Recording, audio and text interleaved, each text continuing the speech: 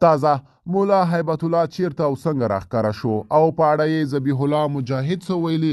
ملګرو که تاسو هم غواړئ په پوره جزئیاتو پوه شئ ویډیو تر اخره وګورئ او زموږ چینل هم سبسکرایب کړئ.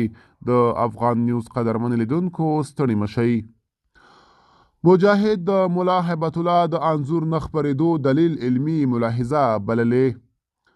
د طالبانو ویان ذبیح الله مجاهد ویلي چې د دغې ډلې مشر مولا هیبت الله خونزاده د خپل انځور د نه خپرېدو لپاره علمي ملاحظه لري. مجاهد دا خبرې په ویډیویي کلیپ کې چې کره ځای نه دی روښانه او شنبې د غبرګولي پر 14مه په ټولنیزو رسنیو کې خپور شوی کړي دي. هغه ویلي دي چې مولا هیبت الله له خلکو سره د خلکو په څیر دی، هیڅ توپیر نه لري او موږ باید اندېښنه ونه کړو او د انځور په خپرېدو کې اوس هم خپله علمي ملاحظه لري چې موږ ته هم د قناعت نه ده. هغه زیاته کړې ده د دې هیله لرو چې مولا هیبت الله یوه ورځ ټول ملت ته راښکاره شي.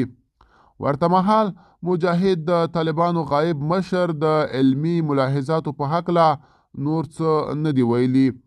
دا ویلو ده چې مولا هیبت الله خونزاده د هیواد د رسنیو او خلکو په منځ کې د یوې مرموزې څېرې په توګه پیژندل کیږي، خو له پخوا نیولې تر اوسه د طالبانو د مشر یو انځور دی چې 2014 کال کې خپور شوی دی.